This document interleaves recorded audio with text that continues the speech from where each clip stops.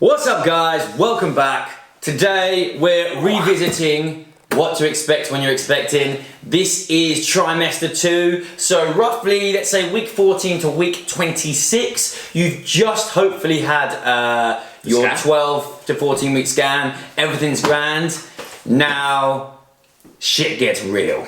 Yeah, trimester 2 was, for me personally, massive mentally. If you saw the video that I did, the vlog about the truth about the last 6 months, you'll know exactly what I'm talking about, but we'll talk about it a little bit deeper shortly. But for Carly, the whole trimester, she classed that as her superwoman trimester. She felt like she'd been training at altitude and she was just drunk on oxygen. She's training to the gym 5-6 times a week, cracking on.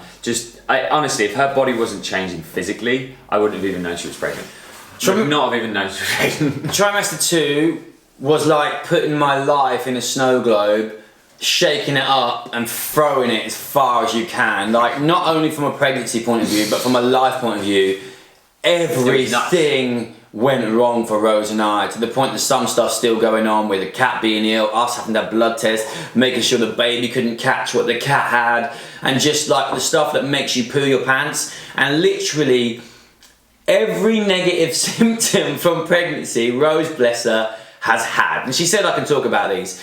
Farting like you would not believe, struggling to sleep, can't get comfortable, dizzy, she passed out once, blurry vision, literally, bless her, she's had everything and she's just shrugged it off to the point like it's like, ain't no thing. And there's me going, don't know if I can have another baby, Rose, I'm not sure that I can go through this again. To the point, we were at Battle Cancer recently at a CrossFit competition.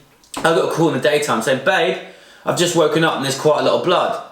Instantly, I'm like, I'm at least 3 hours away, I'm completely pooing myself right now. I was like, right, I'll come home. No, don't worry, Hannah's with me, we're just going to the hospital now, I'll keep you in the loop. And then I'm like panicking all day, and then got to the point, I was like, no, I'm coming home. Went home, all was fine. Basically, she had to stay in hospital overnight. What they think possibly happened was the placenta came detached a little bit, that's why she had a bleed. And then to make things worse, we got home the next day and she starts having cramps. And she's like, I hope he's on contractions. And my world is imploding. I'm like, but baby's not ready yet. Like, it can't come yet. It's not cooked and I'm not ready. Like, what? I was just like in panic mode. She had like just her kind of undies on in her comfortable. By the time she'd finished her sentence, I had leggings on my legs, stood her up, getting ready to put her in the car. And it's meant to be like the most, wicked, things are going the way they should be. It's been the most terrifying and hard month of my life, bar none. But also on the flip side, because we've actually already filmed this video once, but the microphone wasn't very good, so we're redoing it. And there was things that I wish I'd said. One of the nicest things ever is once baby's happening and you get past that first scan and other people start to invest in it, it's amazing how many other people are over the moon. Like, my family have been incredible. Like, I didn't realise how desperate they were for another little one in the family, and they've been so good. They helped us, they bought a pushchair for her, they bought our car seat for us, and they are beyond excited, and that's lovely. Like, it's so nice, and and like you said, like, your mum's being super loving at the moment, isn't she? And it's just like, it's a bit like, I don't know, it's a bit like a wedding or Christmas, or like with our family, we're not particularly close, so it's very rare that we all get together and everyone is open with their feelings. We're quite a closed off emotional family, so it's kind of been really strange where your parents start acting a little bit differently and talking a little bit deeper. You're like, wow, okay, I talk like that quite comfortably with Carly and people close to me, but my family don't really talk. So it's been really interesting that so many people are now starting to talk, and it's like, one piece of advice I want to give people out there, and it's not a negative, don't get me wrong, you know, opinions, as John says, are like assholes, everyone's got one. I love that saying. It's a great saying. It's one thing to be very aware of is, as much as people are very excited, there's also going to be people who are very opinionated. And I don't mean necessarily my family, but obviously we put our lives on social media, so you have to expect it to a certain degree. And I can say some of the comments and messages that Carly received about her training, about the fact that she's pregnant and she's training and she should be doing this and shouldn't be doing that. I can say, hand on heart, they're some of the most disgusting things I've ever read from people. I'm like, somebody even messaged her saying, sorry about my language, what the fuck are you doing training? You are killing your baby. Can you imagine, like, Carly's literally so immune to it. She puts her life on the internet, so she expects it. But I don't think you should have to expect that kind of stuff. But the amount of opinion, and I did it this way, you should be doing it that way, that will come out. People who have just got children, I don't know what it is. It comes from a caring place, and I know that. But it's almost like, because you haven't been there and you're not there yet, people kind of get to that point where they just have to tell you how to do things. And it's like, it's really nice getting information off people, and we got a lot of opinions off people, which was great, and it's super helpful. But some things, I was like, Jesus, man, I'm not stupid. The thing is the only thing, like, the only thing that's the same about Rosie's and Carly's pregnancy is the fact they're both pregnant. Yeah, and that is anyone's pregnancy. That is as similar as they are. Carly's had barely none of the symptoms that Rose has had. She worked out a bunch before, she still works out now. Rose did zero training before, does zero training now, but she wants to do a lot afterwards. And I think it really is down to the person. It's like, much smaller scale, but one diet does not fit all, one size does not fit all. It's exactly the same with pregnancy. There's no one simple way or perfect way of doing things. And it's like, I know you want to protect and care for baby and, you know, promote the most health possible, but Jesus, some of the things that people were saying to us not to do or to do, and make sure and I'm like, it's so hard, because you're like, well, I don't know. The most important thing as well is to talk to your partner, because at that point they're probably going to be feeling like their body's changing. Is it going to go back the way it was? Is my partner still going to find me attractive? Do they still love me? Because they're going to have a absolute bucket load of hormones going around, and on top of the fact that their body's changing, and some of it might not go back to how it was before, or some of it certainly won't. And I think, guys, we have to pick up the slack. Like, we have to do more around the house anyway, because they're not able to do the same. But emotionally, like, I know it's been stressful for me as well, but Rose has had it 1 trillion times worse than I have. And she even sent me a message yesterday, bless her, and was just like, how are you feeling? Are you feeling loved? Is everything good? Are you nervous about anything? And I was like, no, I'm excited about everything, and like, we're super open. Like, we don't leave the house without giving each other a kiss or a cuddle. You should really. No, that's never going to be a thing for Rose and I. But we have things in other ways. Like, I'll get anxiety about stuff and I'll close off and I won't tell her my feelings, because I'm too busy dealing with things that are going on in my head, my worries about money or whatever it may be. So it's really important to be open, because if you have something and you bottle it up now, when there's a baby in there taking up even more of your time, shit is going to hit the fan. Yeah, that's going to drive a huge wedge. And I think that's all we should say on the kind of be cautious negative parts of it, because it's a really amazing special time. And get ready to pretend that you're not excited about looking at prams any more time when secretly you are. I know every single pram that is on the market, to the point now where I see people walking there, pushing their kids around, like, it's an eye candy. Yep, that's a bugaboo. See, the only time I pay attention to prams is like, I look and I check the terrain that they're on, because I know roughly where we're going to be walking with the dog and everything like that. I'm like, has it got good suspension? And then also, are you a tyre kicker? Yeah, and I'm one of the guys that I'm like, I'm going to wait and watch how this folds or how it comes up, because I literally had my tiny little mind blown the other month. I saw this woman open her people carry and get a pram out, and before I even thought, oh, I wonder how that's going to go, it was literally like flicked it and it was up. And it blew my mind. Absolutely amazing. Rose bought, I think I might have said this in the last video. Did I say that Rose bought a pram? She bought a pram basically from a baby show. Oh, couldn't get it in the car. Was never going to fit it in her car. Had to send it back and get a new one, and we get it in her car via the most technical game of Tetris you've ever done in your life. The wheels have to come off. We have to origami it in and then try and take the parcel shelf out. So I think it ended up going to my car. Pram that we bought in the end, if you want to know, is a Silver Cross Pioneer. We had to go through all the Isofix stuff and learn. And just so you know, it's 8 times safer to have a baby seat where the baby's facing rear out the back of the car, because if you were to have a collision, it goes into the seat rather than it taking the force through its neck. So if you are in the position of doing that, we went to Mothercare, I sat in there for an hour, and the first thing they said to me was about internal decapitation. Put the fear of God into me before I even started. But yeah, that's probably something to keep in mind. But ultimately, this would have been the most amazing trimester, bar the couple of little issues as Rose has had. It was just the fact that a lot of other stuff were going on with the cats and illnesses and blood tests and stuff that we're worried about that made it quite a stressful time. And there's no beating around the bush. People have it 100 times worse than Rose and I. But her pregnancy has not been a simple, straightforward, easy one by any means. Like I say, and this is no exaggeration, she's probably had 5 days in the 26 weeks that she has not been sick on, to the point that she's been sicking herself in the car. She's had it full on. You must get a pregnancy pillow, but a good one. So Rose had a crap one. My sister Sam bought her one from John Lewis. Pregnancy pillow basically is like an S. They put their in between their legs and they can lay on their side, and it helps pin them on the side, because if you lay on the back, you can kind of block the vena cava to the baby and potentially run into complications for it not getting blood, basically. So what it does, it helps keep you on the side. And the John Lewis one comes out a little bit longer, so if you do want to give them a little hug, you can hop on that little train as well, put your legs either side of the pillow, and you can just kind of hang there. It's quite nice. I think one thing as well, when we're talking about all these sexy pillows and stuff, trimester 2, I'm going to be completely honest, sex goes out the window.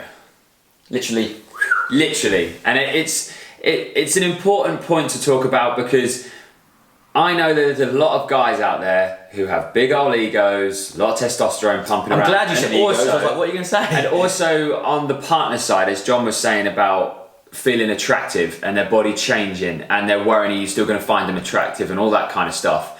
And when you've not got that physical, emotional thing, which is intercourse and sex and all that kind of stuff going on, it's going to promote even more questions and worries and everything like that. So as John was saying, it is super important to communicate that you still love each other and you're still attracted to each other. It's just different. The fact is, it's like when Carly's body started to change and we had the scan and there was something in there to protect, and my first thought wasn't, cool, let me jump on her and have a go. You know, it's not, and it sounds crude, but sex goes so far from my mind, because I'm more worried about making sure that the baby's room is right and that we're having a good time, we're just hanging out and having experiences, and there's so much other stuff going on that sex becomes such a thing that you don't really worry about. Some people still have loads of sex during the pregnancy and everything like that, and that's cool, but for us it wasn't really something that came up, and it wasn't because we weren't attracted to each other or anything like that and didn't want to have sex. It just was something that wasn't really in there, didn't really think about it. What's been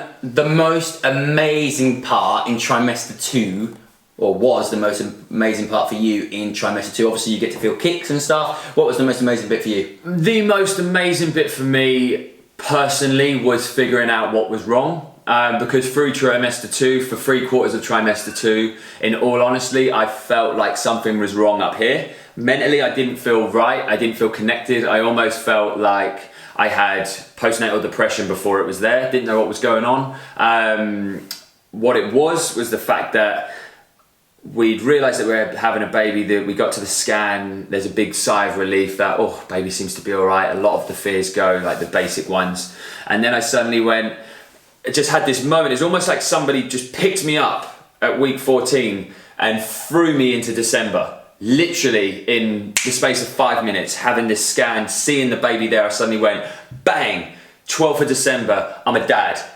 Carly's a mum, we're a family, and it scared the life out of me, because I'm not very good at living in the future. I have my moments where I live back in the past, we all move around a little bit, but I'm a very present person, and it scared the life out of me being pulled so far forward before I was ready. I was like, my focus is to be a great dad, to financially support my family, do all that kind of stuff, but right there and then, I still wanted to enjoy my marriage and going out and having dates and going on little holidays and things like that. And I really struggled with that mentally, the selfish side of me, you know, getting ready to become a father and not really in mourning for my, you know, my relationship as it was to how it was going to be. But the moment where I suddenly, or the penny dropped and I figured out exactly what it was amazing. I suddenly then realized how excited I really was to become a dad, and just the level of love and respect and appreciation that I have for Carly now through actually doing this. I bought a card the other day and wrote in it, and I was like, you'll never ever, as any female out there who's going through this or going through it with their partner, you will never really ever understand just how much respect your partner will have for you watching you go through this. No matter how you deal with it, however good or bad your pregnancy is, the level of respect that I now have for Carly has gone through the fucking ceiling, because I can't even deal with the basic one-dimensional aesthetic problems every now and again when my body changes and I have a crap diet period and that kind of stuff, or I feel good, and it's like not even on the same scale. And the way that she's absolutely bossed it through the pregnancy, by the time I got to the end of trimester 2, I was like, shit, I thought I was in love with her beforehand. That's been the biggest thing for me. Remind me to talk about finances in a minute. Okay. Most amazing part for me was, I think, week 16. We'd had our scan a few weeks ago. We went to a thing called Window in the Womb in Norwich, and basically you can go and have a 3D scan. You can bring family with you. So I had Nick, Sam, my 2 sisters, my mum, Sandra, Rosie's mum came as well, and we got to hear baby's heartbeat for the first time. None of us want to know what they guys want to know, but Rose and I don't want to know what the sex is, so we were all guessing. And then you can see like your family kind of well up and stuff, and that was my favourite bit, because you start to realise it's amazing for you and it's so much, but for the people that don't have the stresses and that going with it in the same levels, it means a massive amount to a lot of other people as well. And that's really nice to feel like, one, you're not alone, but 2, other people are just going to love that little thing as much as you, and that's mega. Back to finances, you're going to probably be a little bit nervous, understandably, whether you're the main breadwinner of the house, whether it's the pair of you, whether it's the guy going out and your partner's going on maternity leave or paternity leave with your guys. It's stressful, and like we've had to do things like, we're crap at business. Never myself, I won't label Leon with my tar him with my brush. We've had to go, yeah, shit, like we can't just ride life and go with what makes fun and think things are going to work for us. Structure. There has to be something that's on our back that we make happen, which is a regular income from us. And we're fortunate that we're good coaches and we've done it for a long time, that we can kind of pull that back again and go, okay, we'll get some income going by giving the best coaching out there. And I think if you feel like it's going to be hard for everyone because we all live to our means, but if you feel like you're in early days and you're worried about your finances, have a sit down with your partner and see what you can do and what you can bring in to bring up money. What it actually looks like right now. It's very much, and it sounds crude, but it's very much like the reason why we get clients to do food diaries. Because what you think it looks like and what it actually looks like on paper is 2 very different things. I remember that a long while ago when me and Carly first got together, I was horrendous with money. So fickle, don't really have any value for it. It comes in, it goes out, it flows. That's just what money is. But we sat down and I was like, why am I always skint? And we looked at it, and I was spending like about 20, 25 quid a week on going and buying food from the shop, which I didn't need to do because I could just turn around and do a food shop and make my food prep. And it's like, it's £100 a month, and then it was £2.50 for every coffee that I was getting, which I was getting 200 quid a month, which I was getting every single day, 6-7 days a week, and then that adds up over the month. It's the accumulative effect of sometimes when you look at your finances, you look at them as, it's like the biscuit. The biscuit is the classic thing in the nutritional food diary that people underestimate. The bloody rich tea, because it's 1 and it's minimal calories, there's 1. But I'm telling you, if you have 1 little dippy in every cup of tea that you have, and you have 4 coffees a day or cup of teas a day, over that month it ends up as a good few hundred calories, and you'll be shocked the difference it makes. Thousands in a month. Yeah, and it's exactly the same with finances. So get yourself into a position where you understand it, but also as well, Christ, I know from mine and John's upbringing, our families didn't have a lot of money, and you know what? You can get by. Yeah, finances are only one small thing. It's just a case of when it comes to the materialistic side of you, which is if you're in a relationship where you haven't got any you know, any responsibilities apart from your own and your relationship. You might be going, oh, look at that £200 pair of jeans, and it's not even an issue. You live to your means. You just have to change, and you will adapt to that. There's just certain areas of your selfish consciousness, I guess, if that even makes sense, that will just have to adapt and change to. I grew up with 4 of us and mum and not earning much money, and we had to get whatever it's called from the government, I forget now. Adult money and stuff, child benefit. Yeah, child benefit, and we had to get all that kind of stuff to try and make it through.